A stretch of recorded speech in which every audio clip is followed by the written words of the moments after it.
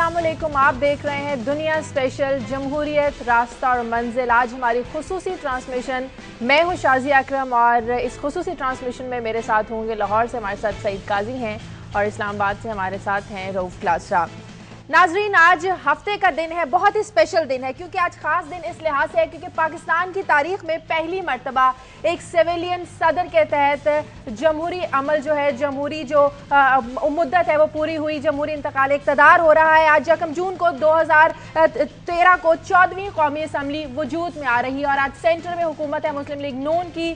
क्यों? और पिछले 5 सालों में यहाँ पर हुकूमत की है पाकिस्तान पीपल्स पार्टी ने और इस बार अवाम ने पाकिस्तान पीपल्स पार्टी को ये मौका नहीं दिया क्योंकि शायद पाकिस्तान पीपल्स पार्टी वो कारकर्दगी नहीं दिखा सकी और अवाम ने इस बार अगले 5 सालों के लिए मुस्लिम लीग नून को चुना है कि मुस्लिम लीग नून इक़्तिदार में आए और आकर हमारी खिदमत करे। आज सारा दिन हमारी ये ट्रांसमिशन चलती रहेगी। आज पंजाब असम्बली और बलूचिस्तान असम्बली के अरकान भी हलफ उठाएंगे, कौमी असम्बली के नौमुंतखब अरकान भी हलफ आज उठाने जा रहे हैं। आज मुंतखब पार्लियामेंट कहा जाए कि एक नए सफर का आगाज करने वाली है, कौम की खिदमत करने वाली है, तो बिल्कुल भी बेजा नहीं होगा। अपनी ट्रांसमिशन का आगाज करते हैं। सबसे पहले कायद साहब मैं आपसे पूछूंगी, किस तरह मुख्तलिफ हो सकते हैं ये 5 साल पिछले 5 सालों से?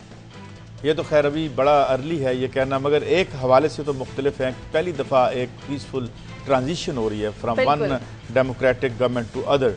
अभी और हम बातें ना भी करें और जो सारा साल हम करते रहे हैं या 5 साल करते रहे हैं, परफॉर्मेंस पे हम बाद में बातें करेंगे। अभी आज ये चैलेंजेस पे भी बात करेंगे, खदशात पे भी बात करेंगे, उम्मीदों पे भी बात करेंगे, मगर इन इट सेल्फ ये एक यकीनन एक अहम बात है कि पाकिस्तान की तारीख में पहली दफ़ा इस तरह एक जमहूरी अमल के जरिए, वरना यहाँ तो हमें तो आदत थी एक तकरीर सुनने की जो कि वो शुरू हुआ करती थी नहमदहू नसल्ली अला के साथ, और ये जो वो कम से कम जर्नैलों का जो एक सिलसिला था वो ख़त्म हो गया। लेकिन फिर ये है कि इसके साथ जो एक्सपेक्टेशंस के लेवल बहुत हाई है। ख़ास तौर पर इस इलेक्शन में ये है कि हम ये देखते हैं कि एक्सपेक्टेशन का लेवल इसलिए भी हाई है कि जो इलेक्शन कैंपेन्स चली हैं उसमें जो बातें की गई हैं, जो कहा गया है, और फिर जो ज़िंदगी तल्ख रही है 5 सालों में। आपने बड़ा सही फरमाया कि ये जो पिछले 5 साल थे शायद इसीलिए पनिश किया है, बाकी अवाम ने पनिश किया बाकी पार्टीज़ को। और एक हवाले से जो है मुस्लिम लीग नून आगे आई हैं और उन्होंने तकरीबन 14.8% वोट लेके वो लीड कर रहे हैं। और उसके बाद पीपल्स पार्टी की सीटें हैं, फिर पीटीआई भी है। यहाँ पे बड़ी इंटरेस्टिंग सिचुएशन डेवलप हो रही है। आज नवाज शरीफ साहब का पहला सियासी बयान भी आ गया है ड्रोन हमले के हवाले से कि 13 साल के बाद वो आज कौमी असम्बली की इमारत के अंदर दाखिल होने 13 साल बाद वो आ रहे हैं। और एक मगर अब अगर मैं उनको देखूँ, उनकी बॉडी लैंग्वेज को देखूँ और उनके पिछले 13 सालों को देखूँ तो मुझे यूँ लगता है कि जैसे ज़्यादा एक मेच्योरिटी के साथ जो है वो चीज़ों को ले रहे हैं। वो जो बड़े केयरफुली नपे तले अंदाज में जो है वो हर वो बयान आ रहा है। हालांकि उनके हॉक्स भी बहुत थे और हैं हॉक्स बहुत, और वो जब बात करते हैं, मगर मुझे यूँ लगता है कि एक बेटर सेंस जो है फिलहाल प्रिवेल करती नजर आती है। मगर असल इशू ये होगा कि इन इतने मेहमत इशूज जो हैं जो उन्होंने पहली तकरीर की और दूसरी तकरीर की अगर आप देख लें तो 20 से 30% बिजली की लोड शेडिंग में कमी बहरहाल उन्होंने कही है। जो पहली तकरीर थी उसमें उन्होंने कहा था कि भाई ये मत समझिएगा कि मैं आऊँगा तो अगले दिन बिजली में, फिर 20-30% पे आ गए। पीपल आर वाचिंग हिम, उनका सफ़र शुरू है और तारीख का सफ़र भी। चलें इसी सफ़र पर क्लासा साहब की भी राय ले लेते हैं। क्लासा साहब, 14वीं कौमी असम्बली आज वजूद में आने जा रही है। क्लासा साहब भी हमें थोड़ी देर में ज्वाइन करेंगे। शकील हमारे नुमाइंदे इस वक्त मौजूद हैं पार्लियामेंट के बाहर, उनसे बात करते हैं। अब शकील, कितने बजे इजलास शुरू होगा? क्या इस वक्त कोई गहमा गहमी नजर आ रही है? क्या माहौल है इस वक्त इस्लामाबाद का? एक्साइटमेंट है यहाँ पे इस्लामाबाद में, और आप अंदाज़ा लगाएं इस बात से कि 8 बजे से पहले ही एक रुकन कौमी असम्बली हैं, मौलाना मोहम्मद गौहर NS7 से इनका ताल्लुक़ है, JUI फे के हैं। वो यहाँ 8 बजे से पहले ही पहुँच गए थे इस इजलास में शिरकत के लिए, क्योंकि उन्होंने अपनी रजिस्ट्रेशन भी करानी थी। रात भी हम गए, यहाँ तक मौजूद थे और 225 अरकान रात गए तक रजिस्टर हो चुके थे और अब भी अरकान की आमद का सिलसिला जारी है। 10 बजे जब सेशन शुरू होगा तो तलावत कुरान पाक के बाद जो सबसे अहम मरहला है वो ओट टेकिंग है, जिसके बाद रोल साइनिंग होगी, यानी कि जो अरकान की जो फहरिस्त है उस पर दस्तखत किए जाएंगे रजिस्टर्ड पर तमाम नौमुंतखब अरकान असम्बली। और इस वक्त हम रेड जोन में जहाँ पे मौजूद हैं, यहाँ पे पूरी तरह जो लॉ इन्फोर्समेंट एजेंसीज़ के लोग हैं वो यहाँ पे मौजूद हैं। इंतजामात मुकम्मल हैं पूरे पार्लियामेंट हाउस में। रात गए तक गहमा गहमी रही है, हम यहाँ पे काफ़ी लेट गए थे। और आज भी खुसूसन सबसे अहम बात यह है कि 119 नए अरकान जो हैं उनकी यहाँ पार्लियामेंट हाउस में आमद का सिलसिला जारी है। वो सबसे पहले वही लोग पहुँच रहे हैं जो पहली बार इस असम्बली का हिस्सा बन रहे हैं। 14वीं असम्बली जो है पाकिस्तान की आज वजूद में आएगी, तो गहमा गहमी खूब है, तैयारियां मुकम्मल हैं। 10 बजे इजलास का शेड्यूल टाइम है। बताइएगा, बड़े बड़े नाम आने हैं, लीडरान हमारे आज यहाँ पर आने हैं, आसपास के जो इलाके हैं उनकी सिक्योरिटी के हवाले से बताइए। बिल्कुल शाजिया, आज मियाँ नवाज शरीफ जो हैं उनकी यहाँ पे आमद होगी, क्योंकि यहाँ पे पाकिस्तान मुस्लिम लीग नून की पार्लिमानी पार्टी का इजलास भी बुलाया गया है कमेटी रूम नंबर 2 में पार्लियामेंट हाउस में। तकरीबन 10:30 बजे तक ये इजलास शुरू होने का इम्कान है, क्योंकि तख़ीर हो सकती है इसमें।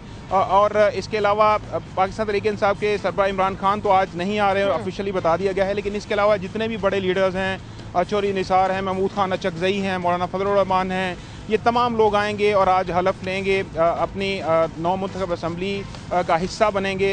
और उसके लिए अभी से आमद सिलसिला जो है वो शुरू हो चुका है। शकील, ये बताएं, जो आपने बताया कि बहुत से अरकान ऐसे हैं जो पहली बार आज कौमी असम्बली की इमारत में दाखिल होंगे, जब वो आ रहे हैं आपने उनसे बात की, क्या उनके तासुरात हैं, क्या उनके जज्बात हैं? बिल्कुल, उनसे हमारी बात हुई। पार्लियामेंट लॉजेस में बहुत सारे लोग मुकीम हैं जिनको रिहाइश गाहें अलाट हो चुकी हैं, कुछ लोग होटल्स में भी हैं जिनकी रिहाइश का बंदोबस्त नहीं हुआ। कल यहाँ पे जब वो आए थे, हमारी उनसे बात हुई, तो उनका ये कहना था कि वो बहुत एक्साइटेड हैं, क्योंकि वो चाहते हैं कि वो एक किरदार अदा करें, क्योंकि इस पार्लियामेंट के अंदर 342 का जो ऐवान है, अभी तक तो तकरीबन 312 अफराद हैं जो आज हलफ उठाएंगे, जिनकी तैयारियां मुकम्मल की गई हैं। हो सकता है इससे कम हो, क्योंकि कुछ लोग शायद ना आए, बाद में हलफ उठाएंगे। लेकिन नए लोगों से हमारी बात हुई, उनका ये कहना था कि वो चाहते हैं कि कानून साजी के ज़रिए पाकिस्तान के जो मसाइल हैं वो हल करने में अपना किरदार अदा करें। एक और अहम जो बात थी वो ये थी, उनका कहना था कि जो एहतसाब बिल है जो पेंडिंग है पिछले कई साल से, वो चाहते हैं कि इस पे भी काम होना चाहिए और वो अपनी अपनी पार्टीज़ को इस पर कायल करेंगे कि जिस तरह तारीखी लेजिस्लेशन हुई थी गुज़िश्ता असम्बली में भी तकरीबन 139 बिल पास किए गए थे, तो इस असम्बली में भी इस तरह की कानून साजी होनी चाहिए, मुअस्सर कानून साजी, कि वो जो पेंडिंग बिल्स हैं और वो जो अहम मामला हैं उन पर कानून साजी हो, ताकि 9 मुंतखब अरकान कौमी असम्बली जो हैं वो भी अपना मुअस्सर किरदार अदा कर सकें। शकील, हमारे साथ में आपने बिलों की बात की, तो मैं अपने नाज़रीन को थोड़ा सा एक्सप्लेन कर दूं कि कौमी असम्बली ने 5 सालों के दौरान 139 बिल मंजूर किए। ये 12वीं कौमी असम्बली से 178% की बेहतरी थी। 5 सालों के दौरान मेंबरान की जानिब से कुल 205 निजी बिल पेश किए गए, जिनमें से 13वीं कौमी असम्बली ने पहले साल में 1, दूसरे साल में 3, तीसरे साल में 1, चौथे साल में 3 और 5वें साल में 11 बिल मंजूर किए। अभी हमारे साथ इस टाइम कासिफ क्लासरा साहब भी हैं, उनसे भी राय जानेंगे कि नई पार्लियामेंट आज वजूद में आने वाली है, 14वीं कौमी असम्बली नए सफर का आगाज करने वाली है, उनसे बात करेंगे। वो टेलीफोन लाइन पर हमारे साथ हैं, एक ब्रेक के बाद।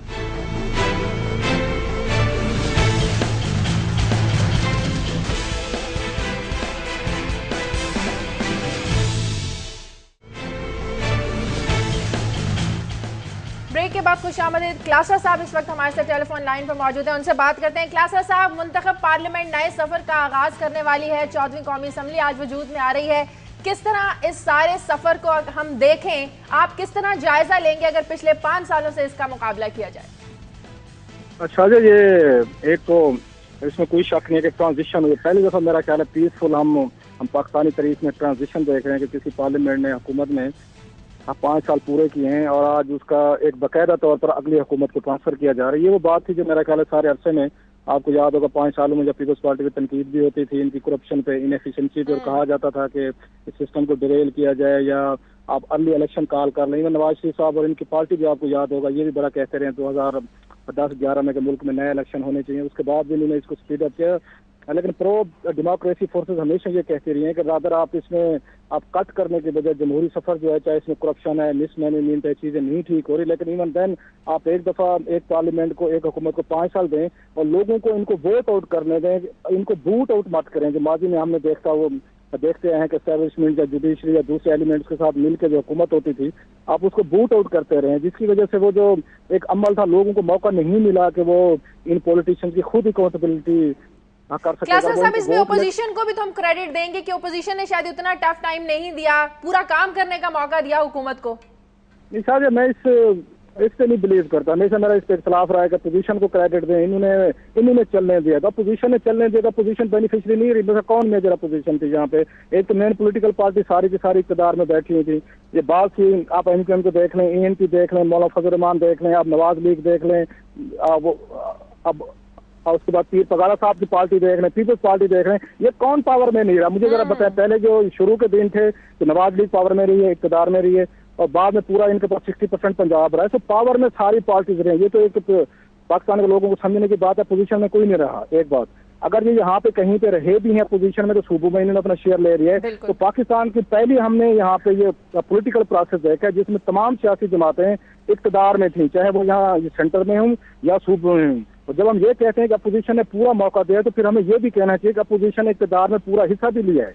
तो ये गिव एंड टेक चलता रहा है कि कहीं तो सेंटर में उन्होंने उनको फैसिलिटेट किया, तो प्रोविंसेस में वो करते रहे। ये जमहूरी अमल के लिए ये जरूरी भी था। और जो हमारे यहाँ कहा जाता था और अक्सर टांस किया जाता था नवाज शरीफ साहब को या दूसरी पार्टीज को कि आप क्यों वो फ्रेंडली अपोजिशन कर रहे हैं? अपोजिशन होनी चाहिए, लेकिन वो ब्लॉक करने वाली नहीं होनी चाहिए। वो कोई अगर इश्यूज बेस होनी चाहिए, उसमें पर्सनैलिटी बेस नहीं होनी चाहिए। अगर ये काम ना होता, दोनों साइड से मेरा ख्याल एक दूसरे का अकोमोडेशन ना की जाती तो शायद आज ये ट्रांजिशन ना हुई और हो रही होती। और एक चीज बड़ी इंपॉर्टेंट है कि माजी में जितनी ट्रांजिशन हुई है हमें किसी ना किसी की वजीर आजम की लाश देनी पड़ी है।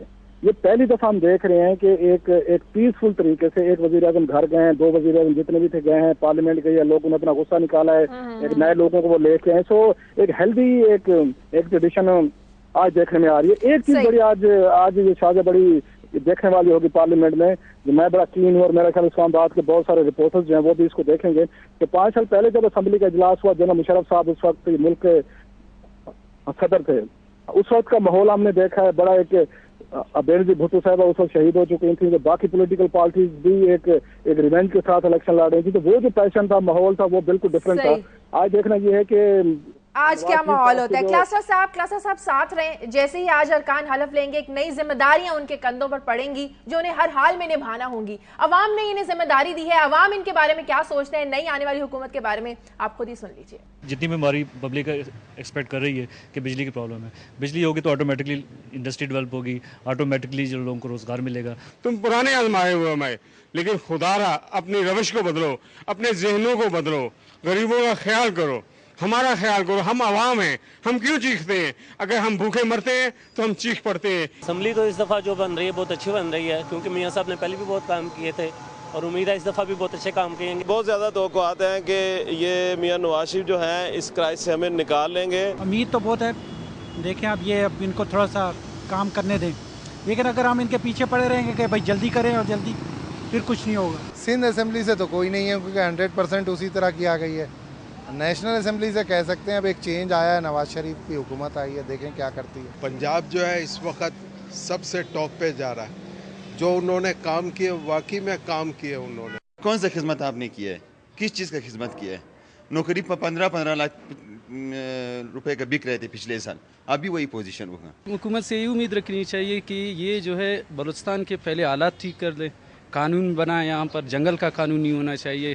बिजली और इनके मसाइल के हल के लिए प्रॉपर ठोस इकदाम चाहिए बजट में, और वुमेन एम्पावरमेंट के हिसाब से वुमेन चैम्बर्स को डिफरेंट जहाँ मुख्तलिफ इदारे हैं जिसमें सब्सिडीज चाहिए। नई गवर्नमेंट को चाहिए कि वो हेल्थ और एजुकेशन पे फोकस करे, क्योंकि उसका बजट बहुत ही थोड़ा है, क्योंकि जब तक उस पर फोकस नहीं किया जाएगा हमारे मसाइल हल नहीं होंगे। मुस्लिम लीग नून की हुकूमत जब भी आई है पूरे पाकिस्तान में तरक्की हुई है, इक्तसादी तौर पर भी, माशी तौर पर भी, और अब भी यही तवक्का की जा रही है कि वो और कुछ नहीं तो कम अज़ कम महंगाई को ज़रूर कंट्रोल करेंगे। अब उनको पता ही है कि क्या हुआ है, पहली हुकूमत ने क्या किया, कुछ नहीं किया, और उनको सारी खामियों का भी पता है, और इंशाल्लाह वो मेरे खामियां अपनी दूर करेंगे। लोगों को बिजली चाहिए, रोजगार चाहिए, अच्छी सेहत चाहिए और इन्हें क्राइसिस से निकलना है। बहरहाल तवक्कुआत तो बहुत ज्यादा है कायद साहब, और लोग आपने सुना कि लोग अक्सर कह रहे थे, ज्यादा लोगों की तादाद कह रही थी कि मुस्लिम लीग नून जब भी हुकूमत में आई कुछ अच्छे ही काम किए हैं, तो कह सकते हैं कि मुस्लिम लीग नून की हुकूमत को इस दफा ज्यादा प्रेशर का सामना करना होगा।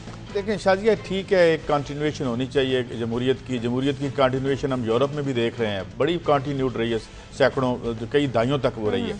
अब ये है कि ये भी जिस तरह मैंने एक दफ़ा पहले कर्ज की थी पीपल्स पार्टी की गवर्नमेंट आने से पहले कि ये पिछली गवर्नमेंट पीपल्स पार्टी का वाटरलू होगी, अगर तो ये जमहूरियत अब देखें ना, ये जितने लोगों ने अपने अपने ख्यालात इज़हार किए, बिजली की वो बात करें, प्राइसेस की वो बात कर रहे हैं, इसके अलावा लॉ एंड ऑर्डर की वो बात कर रहे हैं। अफगानिस्तान जो बलूचिस्तान से हमारे एक नादिर जो हैं वो क्या कह रहे थे कि ये जंगल का कानून यहाँ पे ख़त्म करें। ये बहुत बड़ा एक है। मैं समझता हूँ ये 30% 40% भी कर जाएंगे तो शायद हम ये कह सकें कि ये तर्ज जमहूरियत या ये तर्ज मईशत जो है इसने डिलीवर कर लिया है। ये बहुत बड़े सवालिया निशान। लेकिन आम आदमी क्या है, मसलन पिछले 5 वर्षों में देखें, ये कीमतों का इशू तो सूबों के पास था। ये जो आम आदमी जिस चीज़ से हिट होता है, ज़ाहिर है बिजली भी उसको इनडायरेक्टली हिट करती है जब रोज़गार उसका ख़त्म हो जाता है। मगर जो हमारी जो बेरोज़गारी है, इसके बाद जो महंगाई है, मगर मैं आज की आपको मिसाल देता हूँ। अभी गवर्नमेंट ने तो आना है, 2 रुपये 10 पैसे आज पेट्रोल बढ़ गया है। आज एक सिम पे 250 रुपए का टैक्स लग गया है। अभी गवर्नमेंट वो नहीं आई। अच्छा, अब इतने पैसे इन्होंने रेज करने हैं, सर्कुलर डेट का मामला है। तो ये मैं जो बार बार कहता हूं कि who will foot the bill. इस रियासत को चलाने के लिए क्या पैसे उन लोगों से लिए जाएंगे जिनके पास बहुत ज्यादा पैसा है, या टैक्सेस आवाम की? तो ये इसको आवाम देख रहे हैं, इसी पे ही फैसला होगा। कुछ कामयाबी और नाकामियों की बात करें तो पाकिस्तान पीपल्स पार्टी जितने तरमीमें की हैं उनको अपनी कामयाबी करार देते हैं। 18वीं तरमीम, 19वीं तरमीम, 20वीं तरमीम। नाकामियों के बारे में बात करें तो ज़मीर हैदर हमारे साथ इस वक्त पार्लियामेंट हाउस के बाहर मौजूद है, उनसे बात करें। ज़मीर, हम शकील से भी पहले बात कर रहे थे, उनका कहना था अभी तक सिर्फ वो लोग यहाँ पहुंचे हैं जो पहली दफा कौमी असम्बली की इमारत में दाखिल होने वाले हैं और वो कुछ ज्यादा जोश और जज्बे पे नजर आ रहे हैं। ये बताइएगा कि अब क्या माहौल है इस वक्त यहाँ पर और क्या देख रहे हैं, लोगों का रद्द-ए-अमल क्या आज यहाँ पर? देखिए, अभी तो क्योंकि 10 बजे का टाइम है और नॉर्मली ये इसमें ताख़ीर भी हो जाती है, और एमएनए के जो साथ जो नए इलेक्टेड एमएनएज हैं उनके साथ बहुत सारे लोग आते हैं। लेकिन इस दफ़ा इन्होंने अलाउ जो किया था वो ये किया था कि हर एमएनए के साथ 2 सिर्फ लोग जो हैं वो आ सकते हैं, लेकिन इस बात पर कोई अमल नहीं करता। और अभी से यहाँ पे जो है वो लोगों का हजूम इकट्ठा होना शुरू हो गया है। एक गेट है जहाँ पे वो अपना जाके पहले रजिस्ट्रेशन करवा रहे हैं और एमएनए के साथ आने का सबूत दे रहे हैं, और वो जिनके पासेस नहीं भी इशू हुए अब वो भी आहिस्ता आहिस्ता यहाँ पे जमा हो रहे हैं। और काफ़ी अब से कुछ देर पहले हमने देखा कि पार्लियामेंट लॉजेस से जो हैं वो लोग निकल के पैदल चल के यहाँ पे आ रहे थे जो एमएनए के साथ आए हुए हैं। लेकिन क्योंकि एमएनए तो अभी तैयार हो रहे होंगे, अपने टाइम से वो निकलेंगे और यहाँ पहुँचेंगे, तो उनके साथ जो लोग आए हुए हैं पार्लियामेंट लॉजेस में वो पहले यहाँ से चल के आ गए हैं और वो जाके एक और जो इनका जो गेस्ट का रजिस्ट्रेशन ऑफिस है पार्लियामेंट हाउस का, वहाँ पे जा रहे हैं जहाँ पे सिक्योरिटी चेक भी हो रहा है। लेकिन हमें जो नेशनल असेंबली के जो हैं हुक्काम, उनका ये कहना था कि हम ज़्यादा लोग अलाउ नहीं करेंगे अंदर, लिमिटेड। हर एमएनए को पहले से बताया था कि 2 उनके साथ इजाफी लोग आ सकते हैं, चाहे वो उनके वो करीबी फैमिली के हों। लेकिन हमने देखने में ये भी आया है कि एमएनए अपनी गाड़ी में जो जिनकी अभी रजिस्ट्रेशन नहीं हुई और वो सुबह पहले आ गए हैं आज, उनकी अपनी गाड़ी में 3-3, 4-4 लोग बैठे हुए हैं जो यहाँ से वो जो गेट है आप हमारे पीछे देख सकते हैं, इधर से जो है वो अंदर लेके जा रहे हैं। लेकिन अंदर जाके भी जो एक और गेट है, गेट 1 जो है मेन बिल्डिंग का, वहाँ से आगे मेरे ख्याल में एमएनए या उनके साथ जो 2 पासेस उनको अलाउ होंगे, उससे ज़्यादा लोग अंदर जाने नहीं देंगे। लेकिन क्योंकि हमेशा पहले भी हमने ये देखा है कि जब भी कोई बड़ा इवेंट होता है कौमी असम्बली में, जब सदर का खिताब हो या फिर इलेक्शन हो या जॉइंट सिटिंग हो, बजट का मौका हो, तो बहुत ज़्यादा रश पड़ जाता है और बहुत सारी लोग जो हैं वो अंदर जाना चाहते हैं और अक्सर उनमें से फिर कामयाब भी हो जाते हैं। तो एक जो है वो फेस्टिविटी बाहर भी होती है, अंदर भी होती है, काफ़ी रौनक का सीन होता है। जी ठीक है, ज़मीर हैदर हमारे साथ रहे हैं। अभी हमें एक ब्रेक लेनी है और ब्रेक के बाद जब हम वापस आएंगे तो आज हम आपको बता देंगे सिर्फ कौमी असम्बली के नौमुंतखब अरकान हलफ नहीं उठा रहे, पंजाब असम्बली के अरकान भी आज हलफ उठाएंगे। दूसरी जानिब बलूचिस्तान असम्बली के अरकान भी आज हलफ उठाने जा रहे हैं। इन असम्बलियों के बाहर क्या गहमा गहमी है, लोग क्या कह रहे हैं, लोग क्या सोच रहे हैं नई आने वाली पंजाब असम्बली और बलूचिस्तान की हुकूमत के बारे में, एक ब्रेक के बाद ट्रांसमिशन का सिलसिला जारी रहेगा।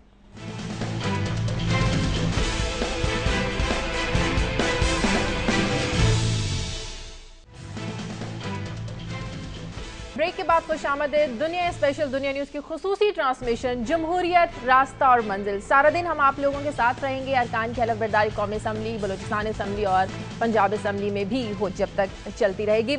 हम चलते हैं अब पंजाब असम्बली की हम कुछ बात कर लेते हैं। पंजाब असम्बली जहाँ पिछले 5 सालों के दौरान मुस्लिम लीग नून हुकूमत करती रही और अवाम ने इन 5 सालों में भी मुस्लिम लीग नून को ही मौका दिया है। मुस्लिम लीग नून इस बार 314 सीटों के साथ और पिछले 5 सालों की अगर बात की जाए तो 172 सीटों के साथ। काई साहब, यहां से देखकर लगता है कि अवाम वाकई उसको वोट देते हैं जो आपको कारकर्दगी पॉजिटिव करके दिखाता है, जो आपके लिए काम करता है, जो आपकी फलाह बहबूद के लिए काम करता है। देखिए, यकीनन ये ऐसी बात है, मगर अगर आप वोटों का ब्रेकअप आप देखें तो जैसे मैंने अर्ज़ किया कि पूरे 14.8% वोट लिए हैं मुस्लिम लीग नून ने। इसी तरह उसके बाद PTI जो है वो बड़ा उभर के आई है। वोटों अगर हम इस परसेंटेज को देखें तो उन्हें ज़्यादा लोगों ने वोट दिए हैं, लेकिन एक बहुत बड़ी तादाद है जिन्होंने वोट नहीं भी दिए और दीगर वो वोट जो है वो बिखरा भी है। लेकिन इनका वोट बैंक पिछले 5 सालों के मुकाबले में बहुत ज़्यादा है, बिखरा भी है। मैं यहाँ लेकिन फिर भी अगर आप देखें तो पीपल्स पार्टी जो है वो उसका वोट बैंक बहुत डैमेज हुआ है। उसको 29-28% वोट बैंक तमाम यानी अदवार में साथ रहा है, मगर फिर उसके बाद इस दफ़ा खासा डैमेज हुआ है उनको। उन्होंने अपना स्ट्रांग होल्ड तो मेंटेन किया है वहाँ पे सिंध में बावजूद, लेकिन यह है कि और जगहों पे उन्होंने सफ़र किया और यकीनन इस बात का बेनिफिट यकीनन मुस्लिम लीग नून को गया। मगर जहाँ ये एक बेनिफिट है वहाँ पे एक बहुत बड़ी रिस्पॉन्सिबिलिटी भी। जैसे मैंने अर्ज़ किया कि इससे पहले जब मैंने एक अपने पुरानी एक जिक्र किया कि जब बेनज़ीर आ रही थी और ये पीपल्स पार्टी की दोबारा पावर में आने की बातें हो रही थी और फिर वो पीपल्स पार्टी आई भी, तो हमने अर्ज़ किया था कि ये पीपल्स पार्टी का वाटरलू होगा, यानी ये पीपल्स पार्टी की एक डेस्टिनी और तकदीर जो है उसको डिटरमिन किया, उसने डिटरमिन किया। अब ये जो दौर आया है ये मुस्लिम लीग नून जो है उसकी जो डेस्टिनी है या उसका जो फ्यूचर है। अरसलान रफीक भट्टी के पास चलते हैं जो इस वक्त पंजाब असेंबली के बाहर मौजूद है। अरसलान, मुस्लिम लीग नून ने इस बार फिर अगले 5 सालों के लिए अपनी कामयाबी का झंडा यहाँ पर गाड़ा है। आज अरकान जो है वो ज्यादा खुशी से नजर आएंगे। हमारा राब्ता जो है वो उनसे कट गया। क्लासर साहब की तरफ चलते हैं। क्लासर साहब, अब यकीनन कामयाबी की वजह से ही अवाम ने अगले 5 साल भी जो मुस्लिम लीग नून को दिए हैं पंजाब में, तो उस तरह से प्रेशर का सामना नहीं करना पड़ेगा मुस्लिम लीग नून को, खासकर पंजाब में। पहले भी मेरा नहीं ख्याल कि कोई PML नवाज पे कोई बहुत बड़ा प्रेशर था पंजाब में, कोई ये फेडरेशन की तरफ से। आप जरा थोड़ा सा लोगों को मेरा ख्याल है बताने की ज़रूरत है कि इनके ये नवाज लीग की और पीपल्स पार्टी अरेंजमेंट जो है ये 3 साल तक बड़े अच्छे चलते रहे, दोनों पावर में रहे। ये सेंटर में उनके साथ कुछ अर्सा रहे, ये बाद में अगरचे छोड़ गए थे, लेकिन पीपल्स पार्टी तो इनके साथ इक़्तिदार में रही है। नवाज लीग ने और पीपल्स पार्टी ने पंजाब में, आपने देखा होगा, ये भी 1.5-2 साल पहले इन्होंने छोड़ा है, इससे पहले तो इक़्तिदार में रहे हैं, दोनों इकट्ठे ये वहाँ पे काम करते रहे। इसलिए ये कहना दुरुस्त नहीं होगा कि सिर्फ पंजाब में ये नवाज लीग ये रूल कर रही थी, पीपल्स पार्टी नहीं कर रही थी। पीपल्स पार्टी वहाँ पे कर रही थी। ये अलग चीज़ें हैं कि उनको एक अपनी शिकायतें रहती होंगी कि हमें कितनी पावर्स मिली हुई हैं, कबीना के इजलास होते हैं नहीं होते, या वज़रा कितने बेबास हैं, या नौकरियों के मामले पर उनमें या आपस में कुछ ना कुछ आप कह सकते हैं इशूज़ ये चलते रहते थे। सो जैसे मैंने पहले भी आपको कहा कि पाकिस्तान में इसको अच्छी बात समझें, इसको कोलेशन की एक नई यहाँ पे प्रेसिडेंट सेट की गई, वो समझ लें कि तमाम पॉलिटिकल पार्टीज पावर में रही हैं, इसी वजह से आपके 5 साल पूरे हुए हैं, आपकी हुकूमत के कह लें या जमहूरियत के कह लें। माजी में ये होता था कि एक पार्टी पावर में आ जाती थी, बाकी बह रह जाती थी, और जो बह रह जाती थी वो उसके खिलाफ बैठ के साजिशें करती थी हमारी एस्टैब्लिशमेंट के साथ मिल के।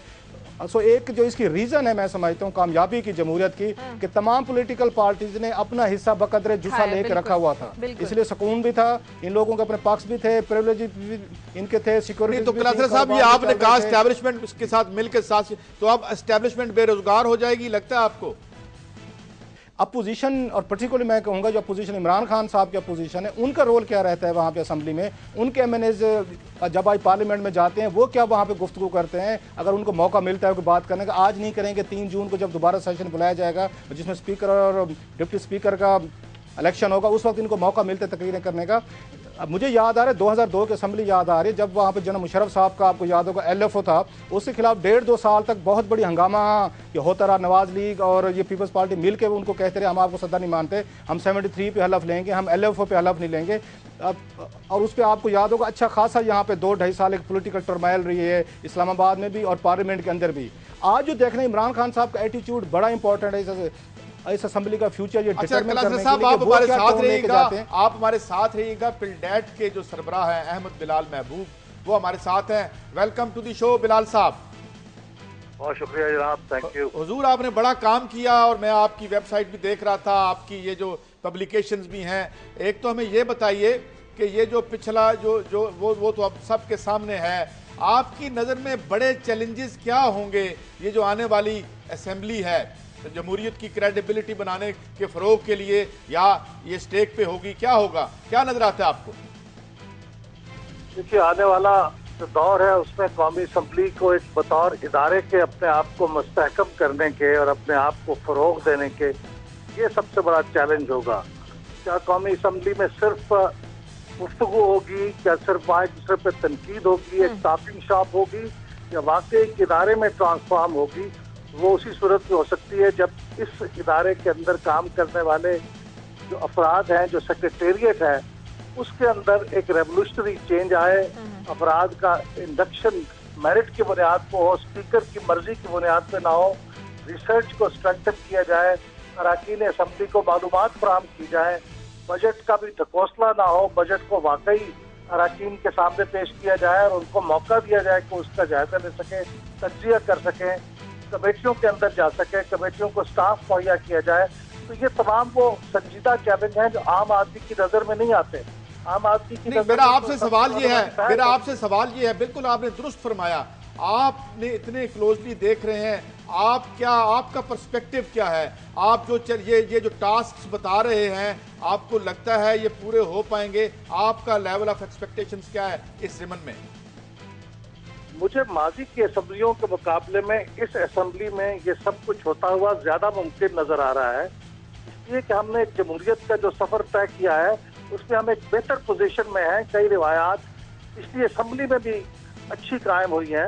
मसलन कायदे हिज़्ब इख्तिलाफ की तरफ से पब्लिक अकाउंट्स कमेटी का चेयरमैन मुकर्रर किया जाना, ये बहुत अच्छी रिवायत कायम हुई है और मैं उम्मीद करता हूँ कि इस रिवायत को आगे बढ़ाएंगे और ज्यादा कमेटियों की चेयरमैनशिप अपोजिशन को देंगे।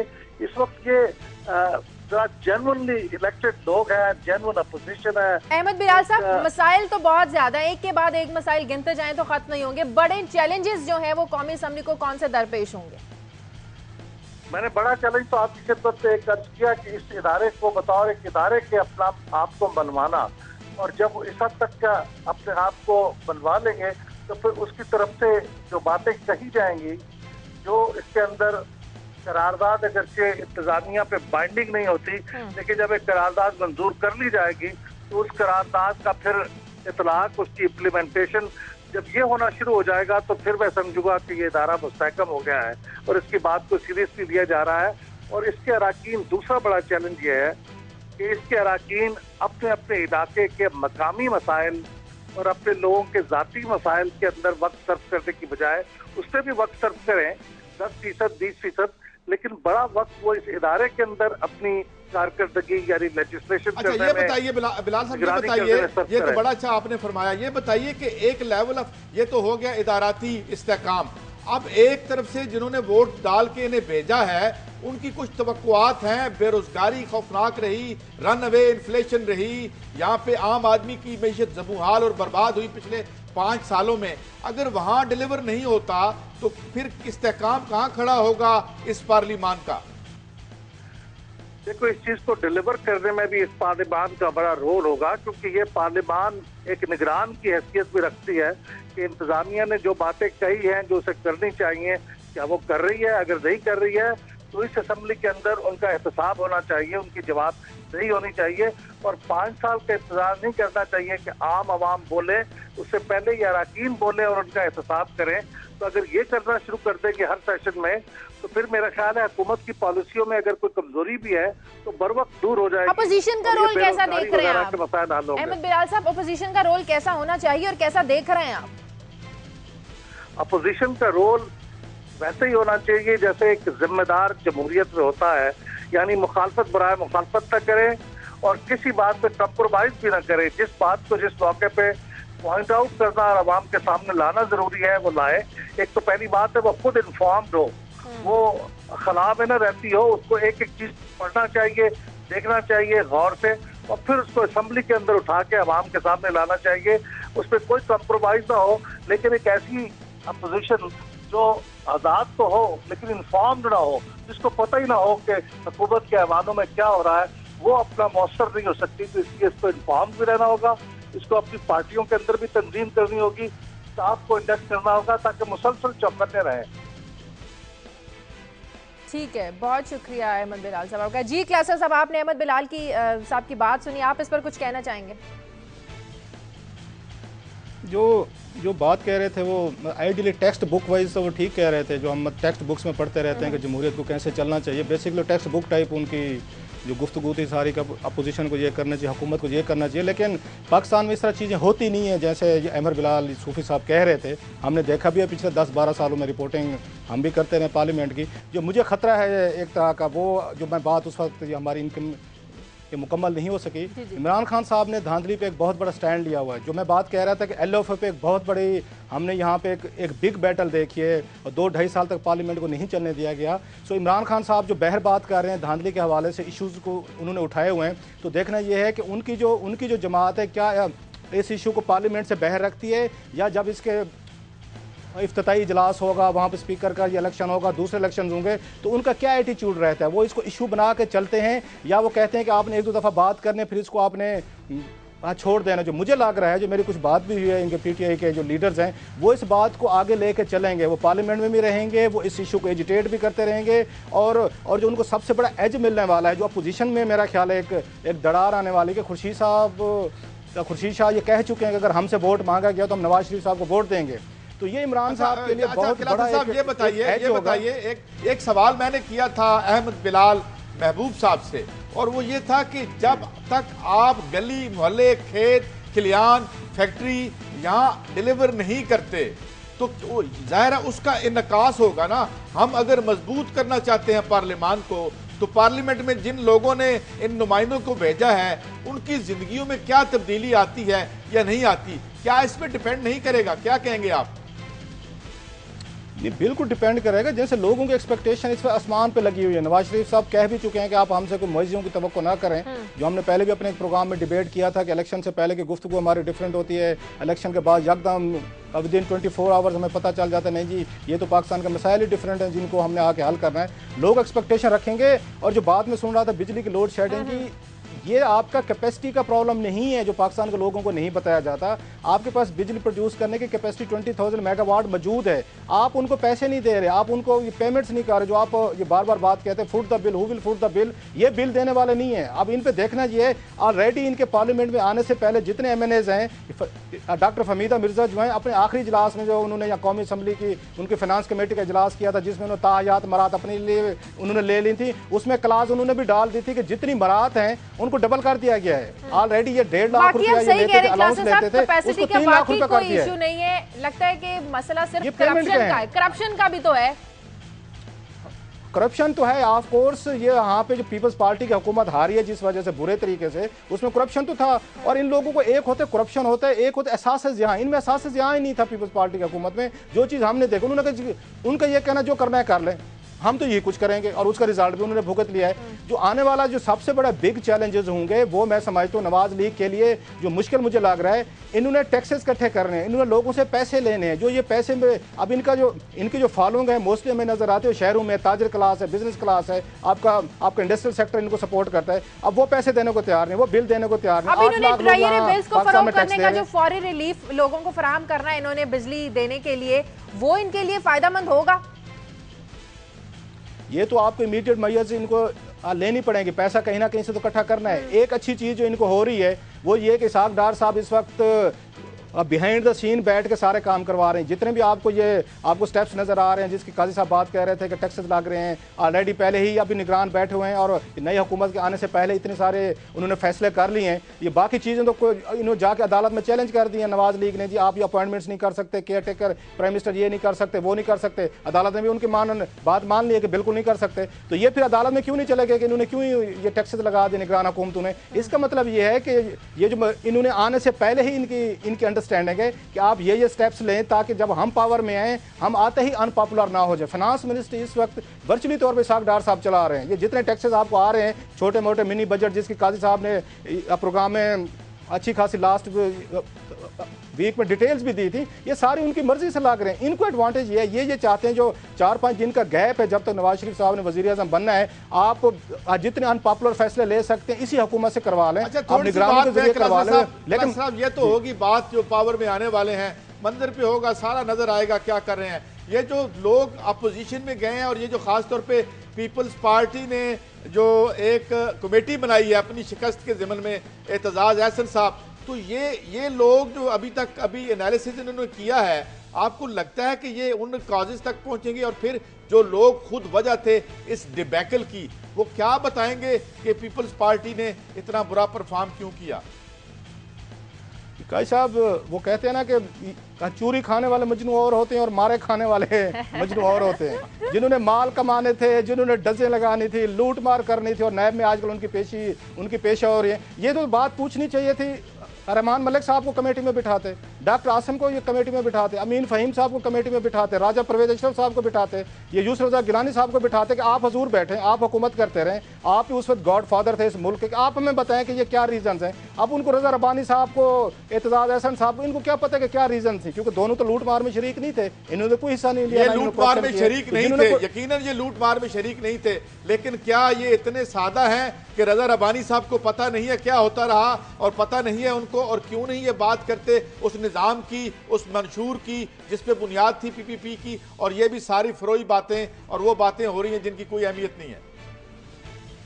अब ये बात आपको पता है कि यहाँ पे इस मुल्क में ये कोई रिवाज नहीं है कि कोई एक पार्टी का एमएनए या सेनेटर जो है वो उठ के अपने पार्टी के कैद के खिलाफ, आजकल आपको पता है कैद के खिलाफ किसी पार्टी का कैद हुआ, बात करके देखते हैं एक कल्ट बन चुका है यहाँ पे। रिलीजियस जैसे एक मजहबी एक गद्दी नशीन होते हैं, आप उन पे बात करके देखें तो आपको कुफर के फतवे लगना शुरू हो जाते हैं। सेम यहीं पे है। अब जरदारी साहब के खिलाफ किसी को जुर्रत है, बात करके दिखाएं उनकी पार्टी में जो लोग करेंगे। आपको याद होगा वहाँ पे डॉक्टर सफदर अब्बासी ने की, उनको उन्होंने साइड लाइन किया। ये एतजाज एहसन साहब ने थोड़ी सी लाइन डिफरेंटली, इनको साइड लाइन पे किया। उन्होंने नहीद खां को किया, सेनेटर अनवर बेग साहब थे उनको किया, नवाब यूसुफ तालपुर थे उनको किया। इवन रज़ा रब्बानी साहब से रिलेटेड जो चीज़ें बाहर निकली थी, एक दफ़ा जो मीटिंग में उन्होंने इंतहाई उन नाजेबा किस्म की बातें कही कि रज़ा रब्बानी साहब को, वो बातें सामने, तो किस में जुर्रत है कि वो साहब हमारे साथ हमें अपने नुमाइंदे से बात करनी है। बशीर चौधरी जो इस्लामाबाद में बेनज़ीर इंटरनेशनल एयरपोर्ट पर खड़े हैं, उनसे बात करते हैं कि कौन कौन से अरकान जो हैं वो आ चुके हैं, किसकी आमद का इंतजार है। बशीर, आवाज़ आ रही है आपको मेरी? जी बशीर, कौन कौन से अरकान आ चुके हैं? मियां नवाज शरीफ साहब ने भी आना है आज यहाँ पर, और भी अरकान असम्बली उन्होंने भी आज आना है यहाँ पर। कौन कौन से आ चुके हैं, किन किन की आमद का इंतजार है यहाँ? जी यहाँ पर अभी जब हम यहाँ पहुँचे हैं तो ज़्यादातर इंतज़ार तो मुस्लिम लीग नून के कायद मियाँ मोहम्मद नवाज शरीफ का है, जिनकी आमद के इस्तकबाल के लिए यहाँ पर तैयारियाँ भी हो रही हैं। सिक्योरिटी के इक़दाम भी उठाए गए हैं, इसी तरह उनका प्रोटोकॉल भी यहाँ पर पहुँचा है। डॉक्टर तारिक फजल चौधरी जो कि NA-49 से मुस्लिम लीग नून के रुकन हैं, वो भी यहाँ पर पहुँचे हुए हैं। मियाँ नवाज शरीफ का पर्सनल स्टाफ भी पहुँच चुका है। दीगर में शाहजहान बलोच जो लियारी से रुकन कौमी असम्बली मुंतखब हुए थे और अरशद पप्पू कत्ल केस में वो गिरफ्तार थे, उनके प्रोडक्शन आर्डर्स जहां पर जारी हुए थे, उनका इंतजार किया जा रहा है। इसके अलावा तो अभी तक हमें कोई रुकन कौमी असम्बली नज़र नहीं आया, क्योंकि कराची से जितने भी जो नौ मुंतखब लोग हैं या बलूचिस्तान से जो नौ मुंतखब लोग हैं, उनको हमने गुज़श्ता रोज़ देखा कि वो यहाँ पर इस्लामाबाद के अंदर पहुँच चुके हैं। इस वक्त मियाँ नवाज शरीफ की फ़्लाइट का जो शेड्यूल है PK 650 का, वो 9:25 पर वो इस्लामाबाद जो बेनज़ीर इंटरनेशनल एयरपोर्ट है यहाँ पर पहुँचेंगे, जिसके बाद वो यहाँ से प्रोटोकॉल के साथ जो है वो पंजाब हाउस जाएंगे। थोड़ी सी तैयारी भी मौजूद है यहाँ पर इस्तकबाल के लिए, मियां नवाज शरीफ के इस्तकबाल के लिए। जो मुस्लिम लीग नून के वोटर्स हैं जिन्होंने वोट दिया है, आज हलफ उठाने जा रहे हैं, आम लोग भी हैं यहाँ पर? जी नहीं, चूँकि मियाँ नवाज शरीफ इस वक्त जो है वो नामजद वज़ीर आज़म हैं और उनकी सिक्योरिटी के ख़ास इक़दाम उठाए गए हैं, तो आम लोगों से ये उनकी अराइवल जो है वो खुफिया रखी गई है।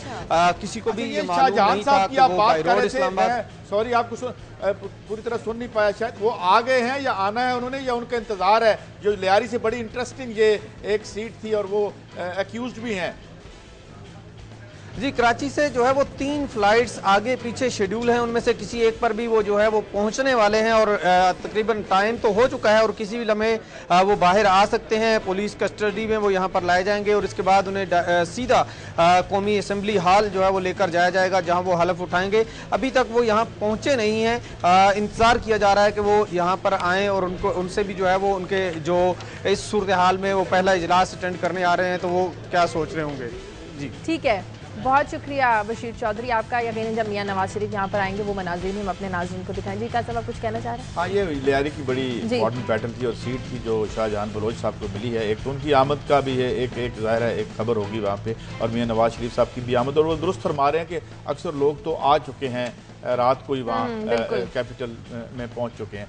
मगर जो मैं अभी कलासरा साहब से बात कर रहा था, मैं चाहूँगा कलासरा साहब से एक और भी कमेंट ले लूँ। कलासरा साहब, अभी हम बात कर रहे थे कि मैं ये नहीं कह रहा कि वो अपनी लीडरशिप को डिफाई करें, मैं ये नहीं कह रहा कि अपनी लीडरशिप के खिलाफ अलम बगावत बुलंद फरमा दें, मैं ये कह रहा हूं कि कम से कम बात तो सच बता दें कि आपने डिविएट किया अपने मंशूर से, अपनी विकेट छोड़ के आप अगले दूसरों की विकेट पे जाके खेले, उस अपने मंशूर को आपने जो है वो इग्नोर कर दिया। तो ये बात कहने में कितनी मुश्किल पेश आ सकती है आपके ख्याल में?